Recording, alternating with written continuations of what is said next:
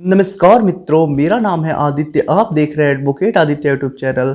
आपकी सलाह प्रोग्राम का ये मैं 20वां पार्ट बना रहा हूं। अगर आपने इसके पहले के पार्ट्स नहीं देखे हैं तो आपको हमारी चैनल की प्लेलिस्ट में एक आपकी सलाह नामक प्लेलिस्ट मिलेगा। आप वहां से जाके देख सकते हैं। इससे आपको काफ़ी कुछ सीखने को मिलेगा और काफ़ी मोटिवेशन भी मिलेगा कि कैसे जिन लोगों के ऊपर झूठे मुकदमे हुए थे उन लोगों ने अपना बचाव किया, या फिर वो लोग आप लोगों को क्या सलाह दे रहे हैं। ये सारी चीज़ें आपको जानने को मिलेंगी।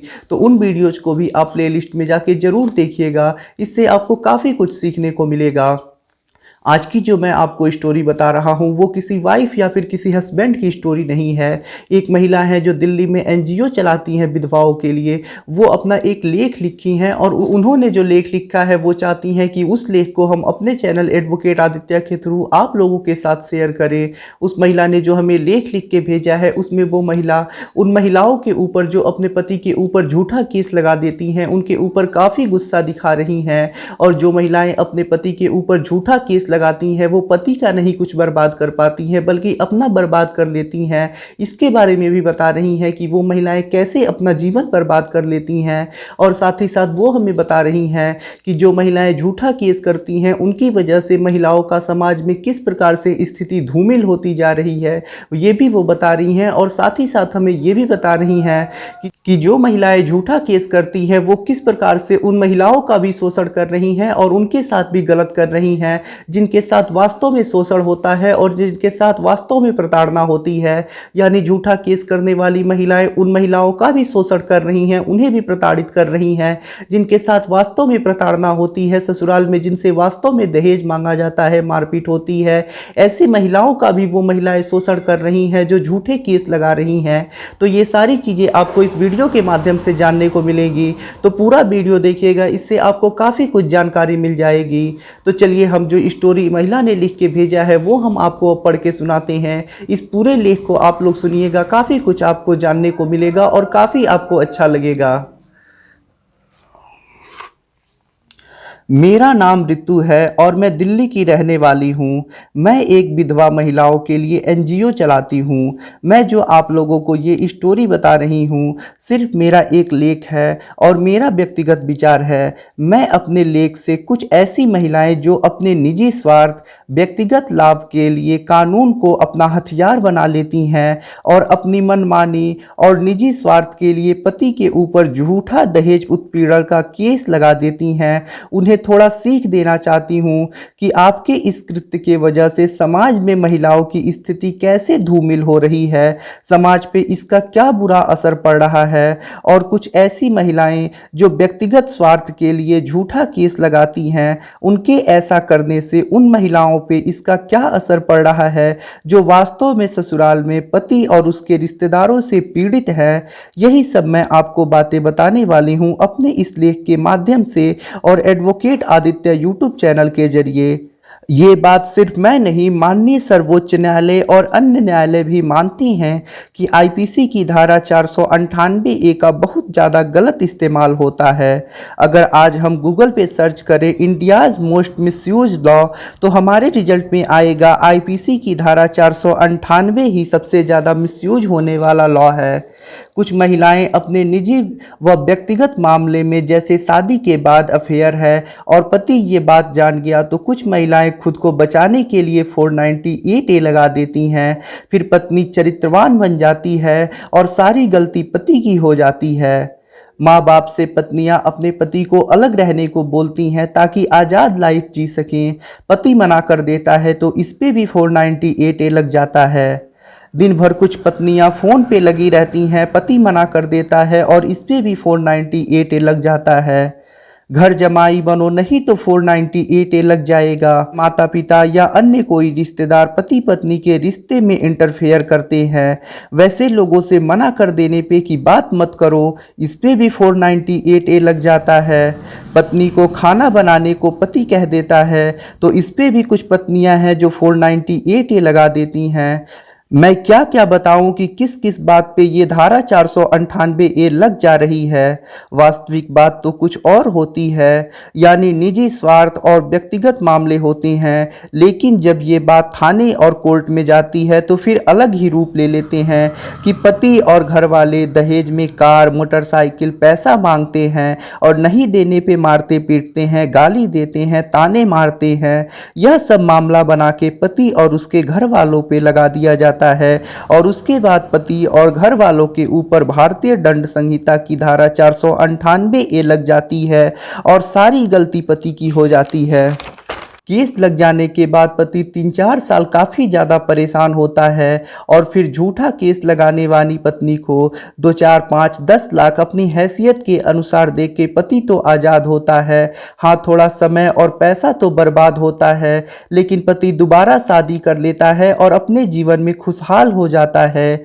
लेकिन सबसे ज़्यादा उस महिला का बर्बाद होता है। भले ही उस महिला को लाखों रुपए मिल गए हों, जवानी रुकी नहीं रहती है। वो कहते है ना कि जब तक फूल में रस होता है तब तक उस पे भौरे भी मंडराते हैं और जब रस खत्म हो जाता है तो भौरा भी उसे नहीं पूछते हैं। ठीक ऐसी ही झूठी और मक्कार किस्म की महिलाएं जो झूठा केस लगाती हैं, जब तक उनकी जवानी होती है बहुत सारे लोग आगे पीछे घूमते हैं और जवानी खत्म हो जाने के बाद कोई नहीं पूछता है, क्योंकि ऐसे लोगों का सिर्फ यूज लोग करते हैं। शायद मेरी बात कुछ लोगों को बुरी लग रही हो, लेकिन मैं एकदम सत्य बोल रही हूँ। जो लाखों रुपए मिले होते हैं वो भी खर्च हो जाते हैं और फिर उस महिला को अपने भाई भाभी के घर पे साफ कहे तो एक नौकरानी की तरह रहना होता है। यही वास्तविकता है। कुछ साल बाद उस महिला को भी होश आता है कि उसने कितनी बड़ी गलती कर दी, कैसे उसने अपने पति के ऊपर गलत आरोप लगा के अपना सब कुछ बर्बाद कर लिया। लेकिन अब पछताए होत क्या, जब चिड़िया चुग गई खेत। फिर जैसे तैसे करके उसकी सेकेंड मैरिज होती है या नहीं होती है भगवान जाने, और होती भी है तो कैसी होती है यह भी भगवान जाने।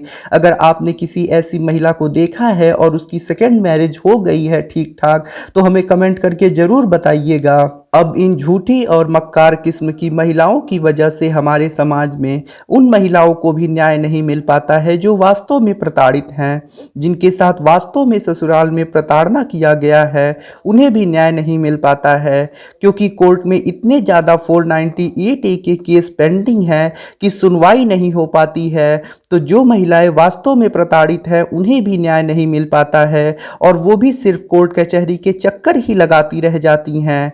मैं ऐसी महिलाओं से हाथ जोड़ के निवेदन करती हूँ कि छोटी छोटी बातों पे व्यक्तिगत स्वार्थ के लिए या व्यक्तिगत मामलों में अपने बचाव के लिए कानून का दुरुपयोग मत करो।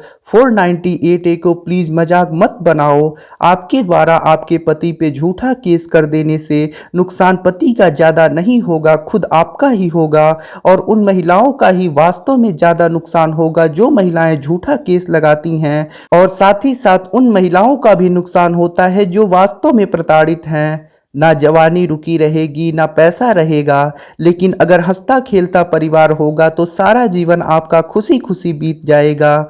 निवेदन है कि झूठा केस लगाने से पहले उन महिलाओं के बारे में ज़रूर सोचिएगा जो वास्तव में प्रताड़ित हैं। आपकी वजह से उन लोगों को भी न्याय नहीं मिल पाता है। और यदि कोई महिला है वो सोचती है कि वो अपने पति के ऊपर झूठा केस लगा देगी और पति बर्बाद हो जाएगा, उसकी मुट्ठी में आ जाएगा, तो ऐसा कभी भी नहीं होता है। वास्तव में बर्बाद पत्नी का ही होता है। पति 2-4 साल केस लड़ने के बाद आज़ाद हो जाता है। झूठा केस होता है तो वो बरी हो जाता है, या फिर 2-4-5-10 लाख रुपए उसके खर्च होते हैं, वो पैसे दे के उसके ऊपर लगा सारा केस समाप्त हो जाता है। पति का दूसरा विवाह हो जाता है, अपने जीवन में खुशहाल हो जाता है। लेकिन पत्नी को पैसे मिल जाने के बाद भी उसका कुछ नहीं होता और सारा जीवन अकेले ही जीना पड़ता है। अगर विवाह भी होता है तो विवाह कैसा होगा, क्या वो पति अच्छा मिलेगा या नहीं मिलेगा, ये भी भगवान जाने। तो झूठा केस लगाने से पहले आप लोग एक बार जरूर सोचिएगा, क्योंकि ऐसा करने से दूसरे का नहीं बल्कि आपका खुद का बर्बाद होगा और खुद आप बहुत बड़ी परेशानी में पड़ जाएंगी। वो कहते हैं ना कि अपने हाथ से अपने पैर पे कुल्हाड़ी मार लेना, तो झूठा केस करने वाली महिलाएं सेम यही करती हैं। अपने ही पैर पे अपने ही हाथ से कुल्हाड़ी मार लेती हैं और पैर काट लेती हैं। इससे सिर्फ आप ही का नुकसान होता है, दूसरे का इससे कुछ नहीं बिगड़ता है। तो ये स्टोरी हमें एक महिला ने लिख के भेजी थी और इसमें उन्होंने बताया था कि जो महिलाएं झूठा केस करती हैं वो दूसरे का नहीं बर्बाद करती हैं बल्कि अपना ही बर्बाद करती हैं। उन्हें पैसे तो भले से ही मिल जाते हैं लेकिन वो पैसे भी खर्च हो जाते हैं और पैसे खर्च होने के बाद फिर से उनका जीवन दुखमय हो जाता है। तो यही सारी बातें हमें वो महिला बता रही थी।